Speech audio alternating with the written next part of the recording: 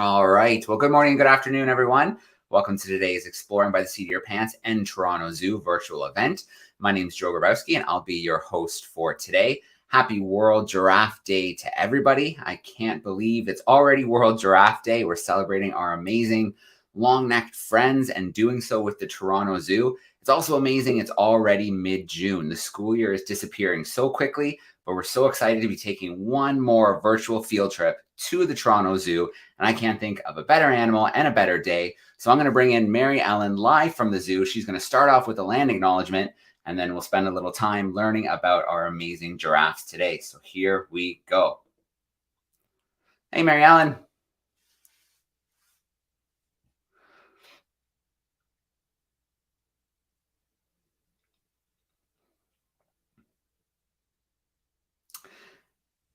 Mary Ellen, are you able to hear me okay? I think we might have lost your audio.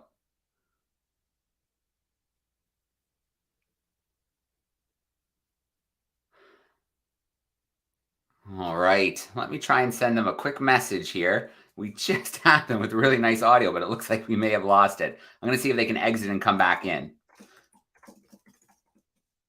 And then maybe that'll kick in their audio. Okay, there we go. They're exiting and they're coming back in. So we'll do a take two here. While we wait, there's a huge amount of comments here in the chat. I asked people to say hello, where they're joining from today. We've got Cambridge, we've got Fort Erie, Smithsville, where else? Guelph, Ontario, Toronto, Sudbury, Alberta, Calgary, San Jose, California, Kitchener, London.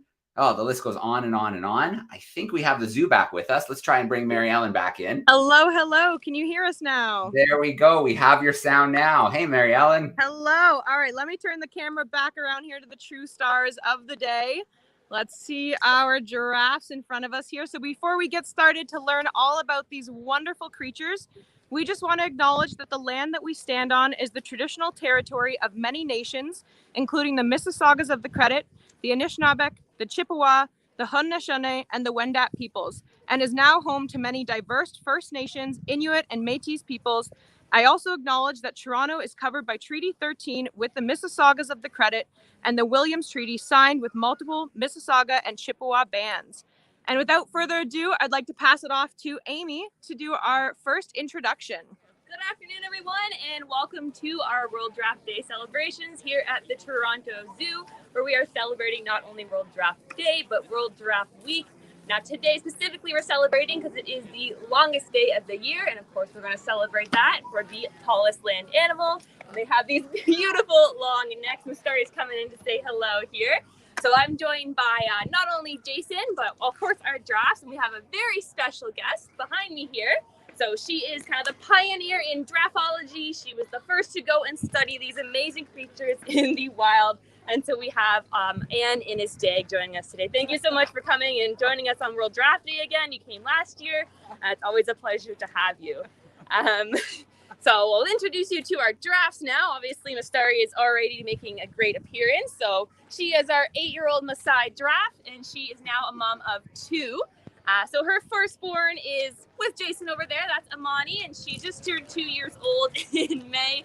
She's growing up quite quickly, especially in the last year or so. She's kind of really taken on her new big sister role, which actually brings us to our newest little addition, who is hiding behind this wonderful willow browse here. So that's Matumaini. He is 4 months old in a couple of days, actually. And so that's Mustari's second offspring. Now, Amani over there, she was actually named a very special name, as Anne, you know. So her initials are the same initials as Anne. So Amani's full name is Amani Innisdag. So we gave her those initials, AID, just like Anne, to kind of honor Anne, all the work she did for giraffes way back when it was very difficult for women to do so. And Anne, of course, your huge thing is inspiring not only young people, but young women to get into science and work with animals and STEM. So we wanted to honor that and give Amani kind of that name. So from here, since we were talking about Matumaini, if you haven't already seen Mustari give birth, and when Matumaini was first born, I think we have a video of the little one when he was first born 4 months ago. I think we're going to play that now.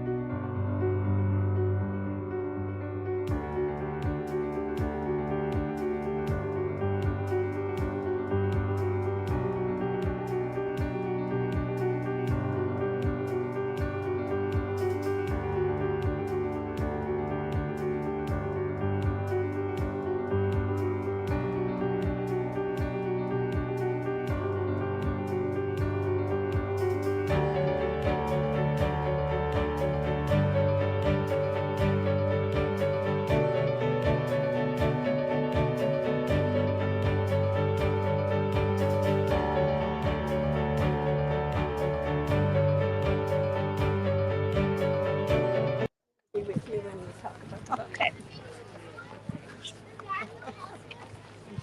All right, Jason, we're going to bring it back to you and learn some cool facts about giraffes. All right. Hey, everybody. My name is Jason. I'm one of the giraffe keepers here at the Toronto Zoo. And I've got the privilege of a little segment that I apparently promised. 8 parts of the giraffe that you may not normally think of. So, I mean, 3 I think would have sufficed, but we're gonna rock out 8. And that's all in jest because, of course, with an animal that looks like this, there's no shortage of amazing adaptations that have taken them to become this creature that we all know and love. So I'm going to try to get to 8 incredible parts of the giraffe that aren't the parts of the giraffe you normally think of, such as like maybe their long neck or their spots. So we're going to start with their carpus, we're going to start with the metacarpals, which is this long bone. So the bone from here to here is actually all the bones in your hand. Well, 2 of the bones in your hand fused into a tube. And that tube of bone is what supports the entire weight of the giraffe. And kind of another amazing feature of this bone is that as the giraffe gets older, it gets denser and denser. So if you can think of the cross section of a bone in the middle, as you probably may know, it's filled with bone marrow. But as these giraffes get older and older, that hollow part that holds the bone marrow slowly starts filling in with bone. And that's because as they get taller and they weigh more and more, there's just so much more stress of this massive animal on this one thin bone. Look at my hand compared to that bone, and she weighs much, much more than I do. So it's supporting a huge amount of weight on just such a spindly little bone. So it will get denser and denser to support these massive animals. So that brings me to number 2, right above it, the carpus. So a lot of the times we get asked, what are these callousy like pads on the giraffe? People often call them the knee of the giraffe because they're on the front leg and they bend in the same way as our knee does. But that's not a knee at all. That is actually the wrist of the giraffe. So if you think of the way your wrist moves, that joint moves in the exact same way. And as I previously mentioned, what's below it is what is akin to your hand. That's actually the wrist of a giraffe. And what makes it so unique is as they get bigger and older, it calluses over and makes this very hard pad that the giraffe can kind of bend down on when they're getting down. For a giraffe to lay down is a very awkward and complicated procedure. And it all starts with them putting all the weight of their entire body leaning forward on those joints. So as Matumani there has quite, there's a lot of hair on it. It's a little bit dirty from kneeling down out here on the pasture. But as they get older, you can see on Mastari there how it will callus over and make a protective pad. So if you want to think of it as their knee, which as I said, it's the wrist, but it would be like having a pair of knee pads on 24/7 for any time you had to kneel down. So those are the wrists of the giraffe. Okay, so that's number 2. We're going to work to number 3. So getting all the way up to the head of the giraffe, you have that long neck, which I mentioned I'm not allowed to use because it's too common, but they have a mane. So the giraffes have a mane. I can think of some other African animals that have mane. Zebras have a big, tall, stiff mane that protects other zebras when they're fighting each other for dominance in their herd. It helps them from bites. It protects them from a lion trying to take them down. They might grab onto the mane thinking it's the neck, and they can kind of sneak away with just losing a little bit of their hairdo. And also lions have a mane, and those animals have a mane to kind of show off. So a male lion has a mane, and it's used as a way to signal to the females that he's very healthy and he'll make a good leader for their pride.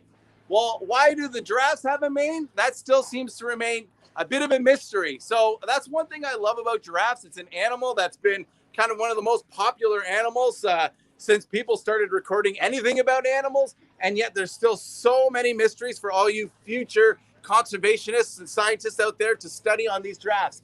One of them is, why do they have this mane? It's not tall like a zebra's mane, so it wouldn't really provide them much protection from a lion, and a lion would have to jump pretty high to grab a hold of that mane. And it's not that impressive between males and females. It looks kind of similar. So there's not too much reason why, or there's not too much known as to why these giraffes would have a mane. It could be just a relic from their evolution. A predecessor had a mane and they kind of just kept it along.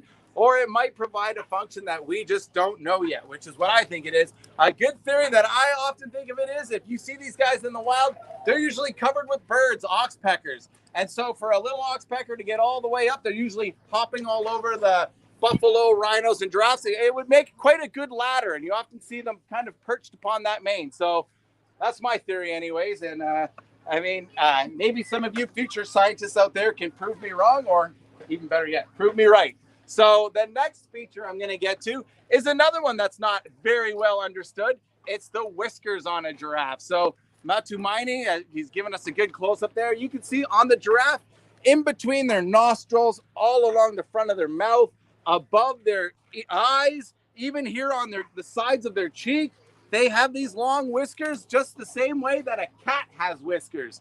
And so I don't know if anyone knows why a cat might have whiskers. A lot of the times they're in a dark environment, and it kind of gives them sensory perception of where they are. How big is this hole? Where am I sticking my face to catch this mouse?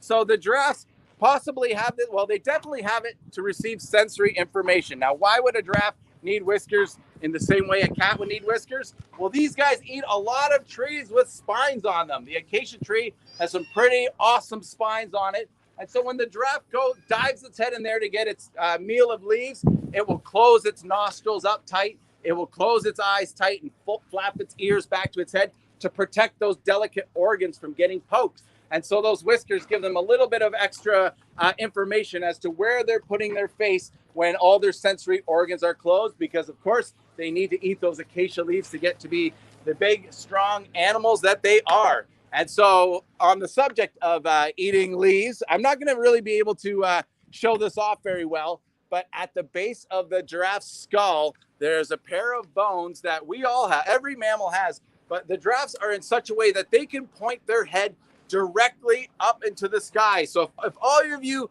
watching at home kind of look straight up to the ceiling and stick your tongue out, it's almost impossible to do that. It feels very uncomfortable, but giraffes are able to reach straight up above themselves and stick their tongue out to get leaves even higher than they can reach at, at a maximum of 18 feet. Apparently they still need an extra foot to get the best leaves of them all. So that is yet another cool feature of the giraffes. And another one that they have on their heads, maybe Mastari would be good at showing us, is we all know that they have ossicones. These really cool features that they're not an antler, they're not a horn, they're an ossicone, which is ossified bone covered in skin with hair and blood supply and nerves. It's like much more alive than a cow's horn would be. But they have two atop their head that I think everybody knows. They have that hump between their eyes, which is called the medial horn, which probably, maybe you never thought of it, but now that I say it, you're probably like, yeah, okay, I get that. But they actually have another set. So Big Kiko, he's in the south paddock right now. He's got a great set, but on Mastari here, you can see that ridge of hair that looks like a little cowlick between her horns and the base of her mane. That is another ridge of bone, which on the females who do not really engage in head fighting the way that males do, it's just like a little ridge of hair. It's a little bit raised if you're able to touch it. But on males, that becomes two almost tennis ball shaped structures that are just even more weight for the head near those horns that they use for fighting, and more kind of contact spots from when they are sparring each other. So it is kind of like we all know that giraffes have these 2 ossicones on their head, but they actually have 5 when you really think about it. And I do believe that was 8. Somebody, I hope you guys were counting at home. I mean, I'm happy to continue on. And if it wasn't 8, I'm going to throw in a bonus one right now, which I am sure it's 8. So on little Amani here, I think everybody knows that giraffes have big, beautiful eyes. They have these big, long eyelashes, and everybody remarks on the giraffe's long eyelashes. Well, there's a reason. Oh, actually, I did not do 8 because I already remembered the one that I forgot. So they have another ridge right above their eye. You can see here are the eyelashes here, and then there's another ridge here of even more that help protect her from the sun and protect her from dust and sand blowing in the wind. So this would be the same way that we wear a baseball hat to kind of keep the sun out of our eyes. The giraffes had the same thing. They had those long eyelashes and a secondary brow that helps shield their eyes from that hot sun. And as you know, being the tallest animal, there's not much in the way of shade for such a skyscraper of an animal. Okay, and this is the last one, I promise, and this was supposed to be the 8th. But the giraffe also have a little travel pillow that they take everywhere they go. So if you look between the giraffe's front legs on all these guys, there's like kind of like a triangular pad. It kind of hangs down. It's almost a perfect triangle if you look at it in their brisket area. And what that is you can see Amani on the side there. Their belly hangs a little bit low. So when they're laying down in that sternal position, all the weight would be on their stomach. And being a ruminant with that 4-chambered stomach, that would be a lot of pressure on that big organ. That would not be good. So they have this little fat pad that's in a sense a little pillow that supports all the weight from their chest cavity. So it's on the sternum of the animal. And that takes a lot of the weight, which relieves the pressure on the animal when they're laying down. So those are 8 with a bonus of 9. Amazing parts of the giraffe that you may not normally think of. So now we are going to, so a big theme for this year is it kind of takes a community. It takes a community to help save giraffes, and it takes a community to help take care of giraffes. So we're going to now go to 2 videos that are about how this community, or 1 video of how this community helps take care of the giraffes right here at the Toronto Zoo.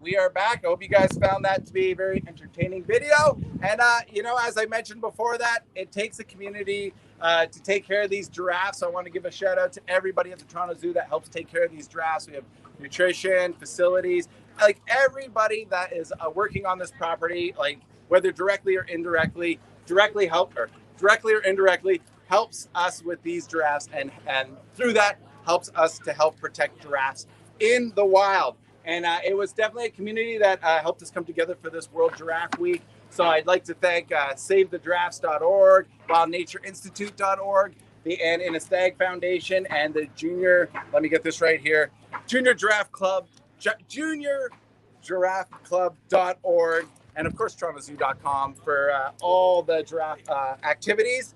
And so with that, I'm going to hand it over for a little intro on this amazing book. This is an amazing book, and it tells a lot more information about giraffes.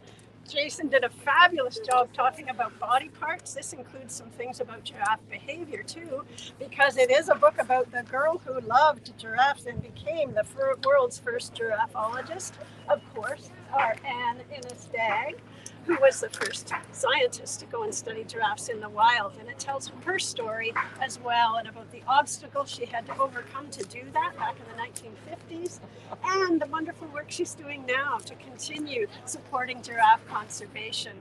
And because I spent a lot of time with Anne writing this book, I was very convinced that I had to donate a portion of royalties to the Anne Innes-Stagg Foundation as well. I believe they have copies of this at the zoo today in the shop, and also it's available on the Anne Innes-Stagg Foundation website.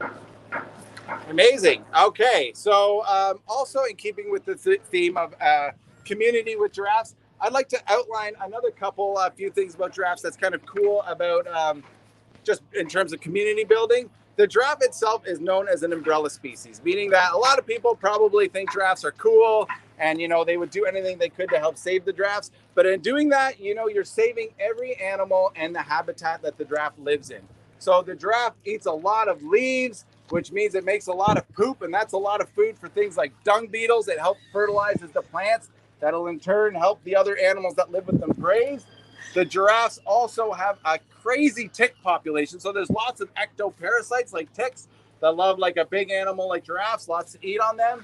So they actually provide a habitat for these animals themselves. Without the giraffes, I know not everybody loves ticks, especially here in Ontario, but they are another creature that lives there. And without the giraffes, they wouldn't exist. And there's another animal that kind of relies on the giraffe and the tick, and that's the yellow-billed oxpecker. So this, I think we all can imagine the oxpecker, the little birds in Africa that are on the backs of the animals, and they eat all the bugs that are feasting on them. So the yellow-billed oxpecker is one that really loves the giraffe. You'll often see them on there. As I said, I really believe that mane is just a ladder for them to get up to the head of the giraffes. But an interesting study was done that studied where do these oxpeckers go during the day, where do these oxpeckers go at night. And they found that these oxpeckers at night will seek out the giraffe because it's just pretty much the best Airbnb in town. So these oxpeckers will line up on the inside of the giraffe's legs. So if you imagine a rhino, awesome eland, or a buffalo, there's not many hiding spots on those big round circles of animals, but on the giraffes inside those back legs, you'll see them all roosting in there, all kind of clinging to the giraffe and hanging on. And from the side, I don't know if you can really see it too well, but the giraffes right here, there's a pocket. So essentially an armpit, that little ridge of, I'm not going to call it giraffe flab. What can I call it? Giraffe. It's like loose skin and tissue that helps them get that really long stride. So it's just kind of like a loosey-goosey armpit on the giraffe. And the oxpeckers will actually tuck themselves in there like a sleeping bag and spend the night. It's a warm and protected place. So these birds that may find themselves on a herd of buffalo during the day because there's many more of them and they're in the mud and there's lots of flies around them, will look for the giraffes for a safe place at night. So without saving the giraffes, we can't save the yellow-billed oxpeckers. And it's just really like it ties in how like one animal is connected to all. We're all connected together. Today is, of course, World Indigenous Peoples Day. And it's so fitting because where these giraffes live, it's really the people that live there. It's up to them to conserve and protect them. So what's up to us is to empower them and give them the resources they need. Just the same as here, this is their heritage and their legacy. And so we really love to support anything that helps empower people to take care of their natural spaces and the animals that they love. In fact, there was actually another research study that was the Wild Nature Institute supported, where they were just examining where these livestock are grazed, what kind of bushes are all around, and they want a nice open pasture for their animals to graze. So they're cutting down these invasive bushes. Well, they're actually native bushes, and his research showed that the giraffes and other browsers really rely on this as a food source, and they actually love it.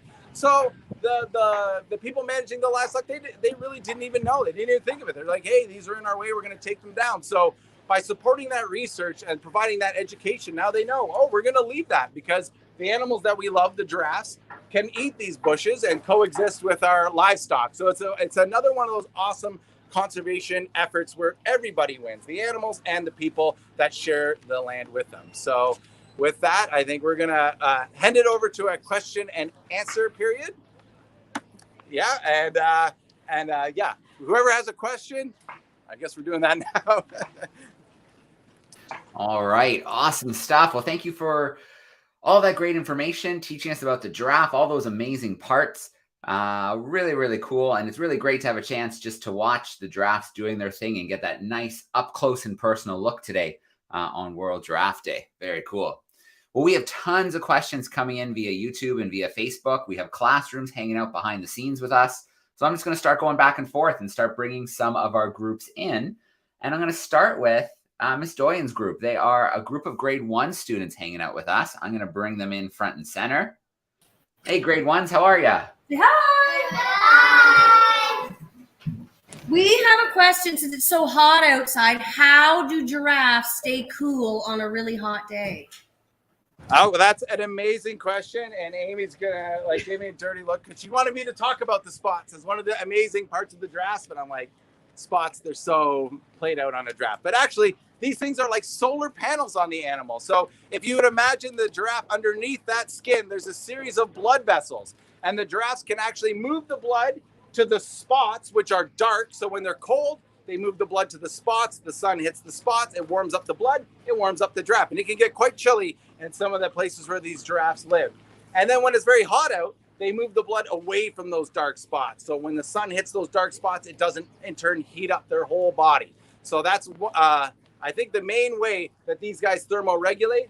In their skull, there's actually lots of open sinuses, or like lots of open places. So when they breathe, it can kind of cool the air, and that helps keep their brain a little bit cooler because, as you can imagine, their heads are very, very dark as well. And that's the thing that's closest to the sun, getting hit with that solar radiation. And a male giraffe, their head will get darker and darker and darker as they get older and more macho, because they want to show off that, hey, I can take the full brunt of the sun and still be a big, healthy male giraffe. So that is kind of how they deal with the hot weather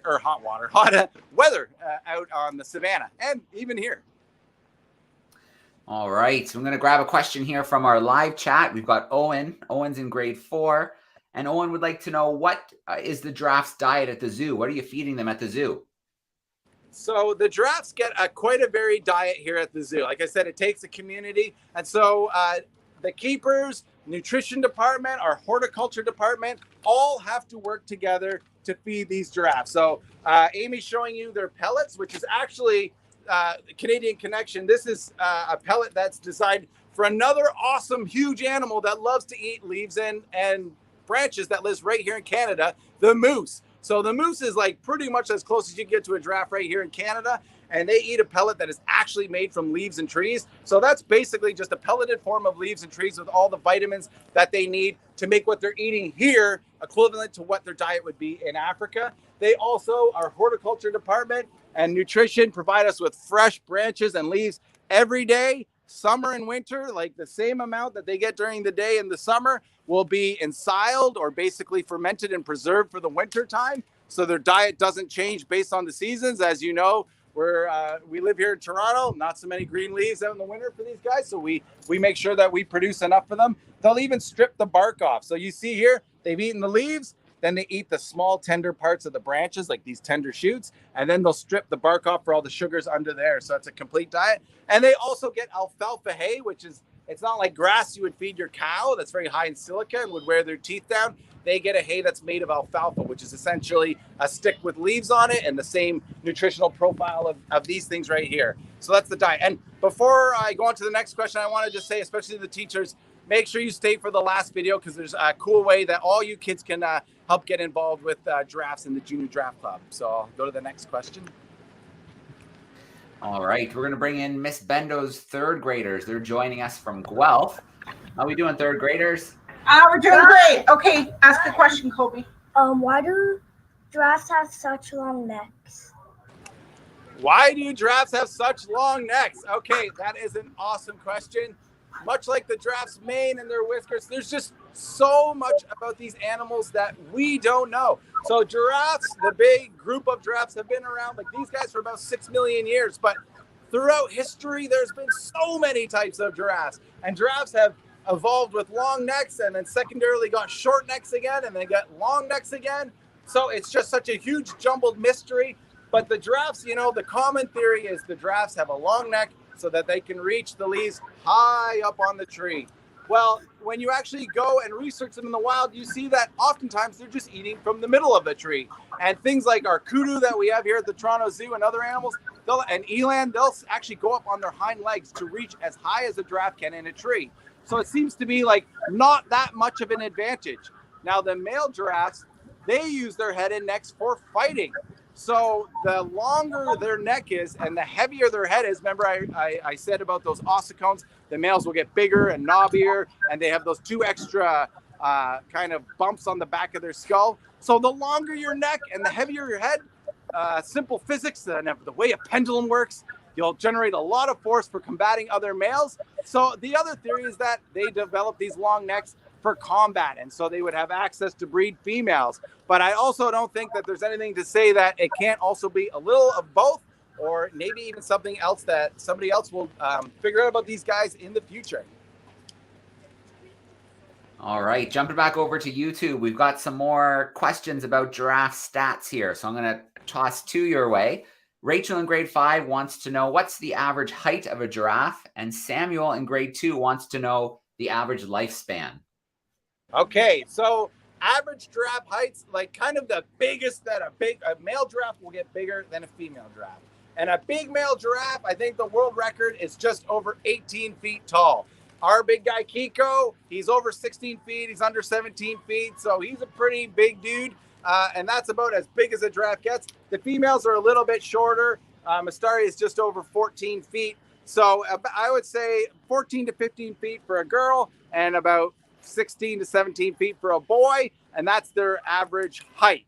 And there's all different types of giraffe. We have Maasai giraffes here. These are an endangered species. But there's actually all different types of giraffes, and some get a little bit taller and some stay a little bit shorter.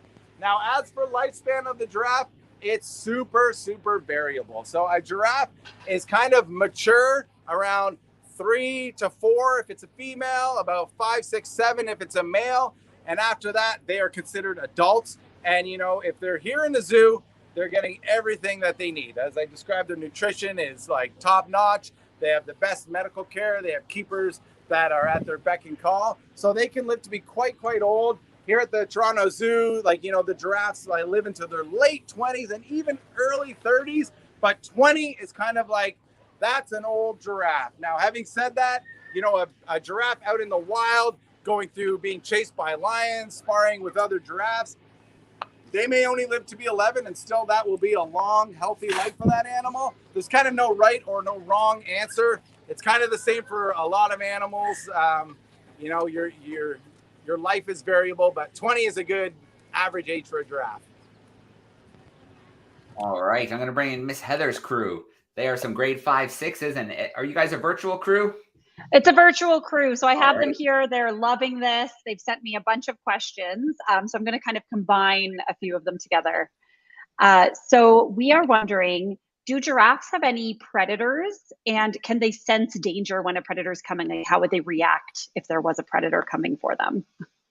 That's a great question. So a lot of animals, like the way that they react, if you watch like a show on TV and a lion just kind of pokes its head out of the grass, they all kind of start and take off. And it almost seems like they have a sixth sense. They can kind of sense when the animal's near. I don't know if you guys have ever had the feeling like someone's behind you. So it just is like kind of how tuned in you are with your senses. And, a giraffe is an animal that has senses like no other. So their head is way up in the sky, which means they can gather a lot of information from a huge distance. They have incredible eyesight, as I can imagine you would guess, but also their ears. You see little Matu there? One ear's in one direction, listening to some work being done on our amazing orangutan environment, and the other ear was focused on his buddy Amy there. So they can hear really well, and they'll listen to 2 different spots at once.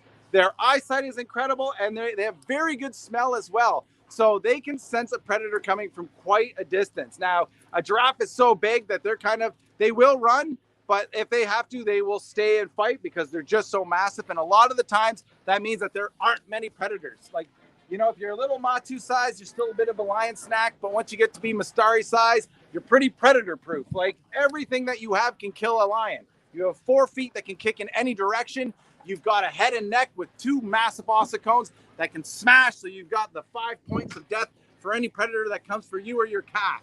So they will protect themselves. Now, there is predators for this animal though, and one of them is the lion. And the advantage that the lion has is that they work in numbers. So it's not just one lion trying to get a giraffe or their calf, it'll be a whole family. And one of the amazing things about lions and kind of not so amazing things about people is where these guys live now, we've paved roads everywhere. We want to go see them. We want to travel through the area.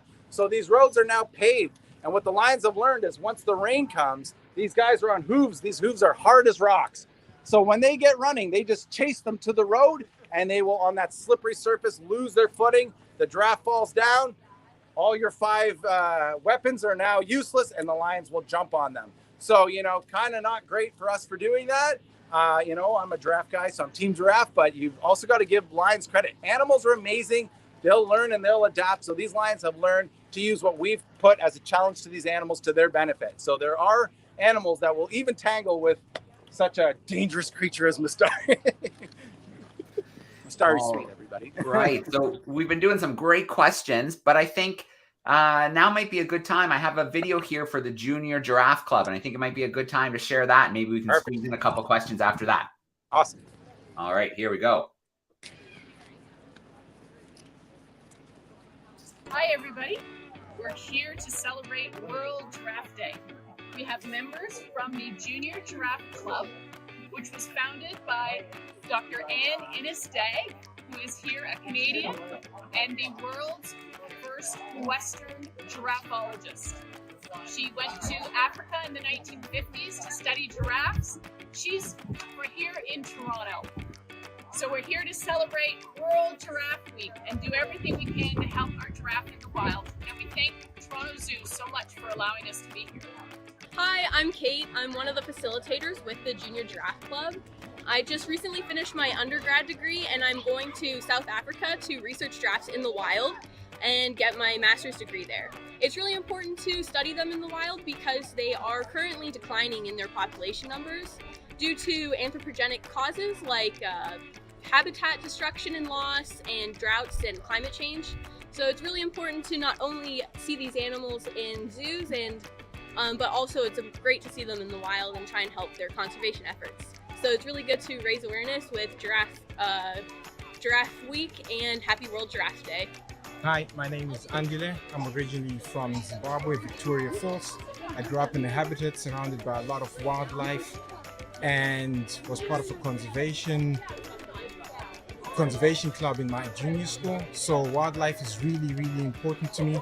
Hence why I've been working with the Anne Innes-Day Foundation to celebrate giraffes and to bring awareness to the endangerment of their species. We are looking forward to World Giraffe Day on Tuesday, and we're trying to get as many people involved in conservation, community involvement in terms of just keeping these lovely animals alive and with us for as long and long as possible. Happy World Giraffe Day. Thank you. Hi, my name is Susan. I'm 8 years old and I like giraffes because they're amazing, majestic animals. I created a fundraiser for my school to help them survive in the wild. It's a Dress Down Day and you should donate $2. Thank you. Happy World Giraffe Day!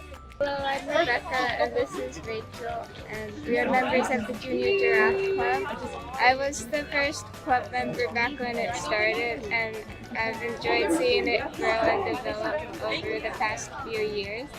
Every month we hold meetings online and we learn from experts in wildlife biology and conservation.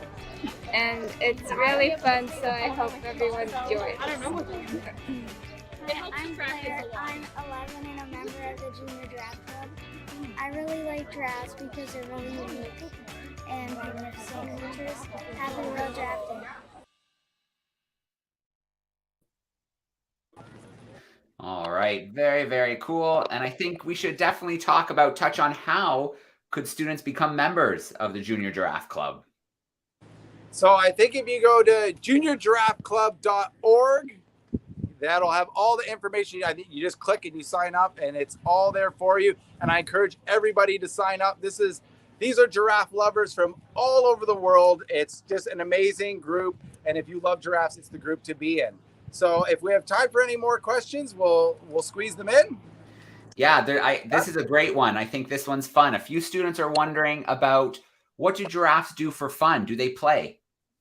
That's an awesome question. You know, all these mammals that we take care of, play is a form of learning. So I'm sure all you guys learn a lot when you're playing. I'm sure like play-based learning is big. And it's the same with these guys. They love to play. And that's one of the reasons that we absolutely love the fact that Mastari gave us these two beautiful calves so close in age, because little giraffes love to play with each other. What do? They kind of butt up against each other to like get the other one going, and then they'll run and kick and buck. So it's a lot of like running and chase based games.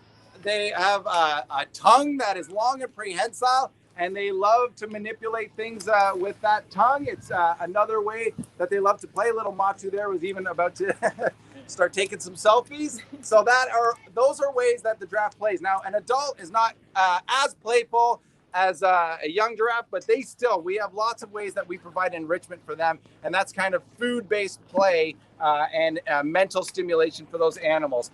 And at the zoo, not in the wild, but at the zoo, we work with these animals with training. And training, it may sound like the giraffes have to go to school. What a bummer. Like, school was awesome for me. I loved school. I hope you guys all love the classrooms that you're in. And these guys are the same. They think it's so cool. When they come up, we give them an area where they train. They come right up and they think it's awesome that they get to learn something new, use their minds. They actually love it. So that's another way that you can consider the way a giraffe plays.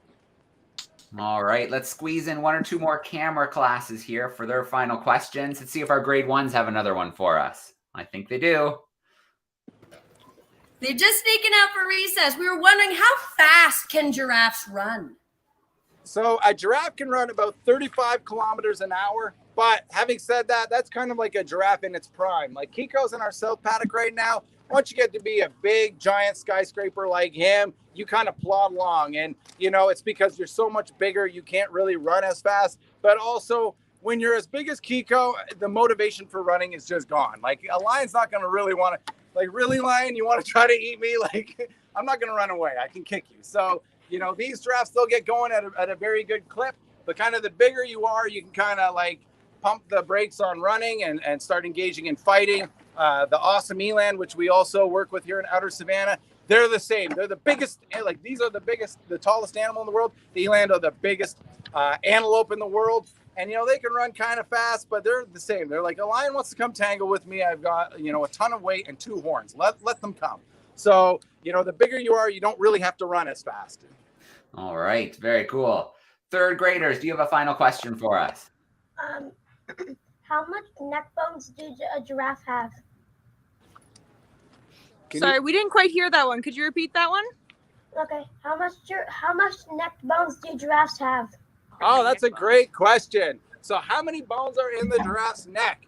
Well, it may surprise you to hear it, but they have the same number of bones in their neck that you have in your neck. So there are 7 bones in the giraffe's neck. The only difference is they're so much longer. So each one of those bones is about the size of my entire forearm. And the ball and socket joints on them are just much more open than ours. Like where our neck is much more restricted in movement than the neck of this little one and that big creature there. Little is relative when you're a giraffe, I guess. All right. Thanks, bud. Great question. And we'll check in with our virtual crew one more time. Miss Heather's class, do you have one more question for us? Oh, can you grab the mic, Miss Heather? Sorry, I grabbed my Zoom mic, but not Okay. this one. Okay, a lot of our questions were answered, but there was one. They're wondering if there are other days for other animals as well that we can be celebrating other than World Giraffe Day.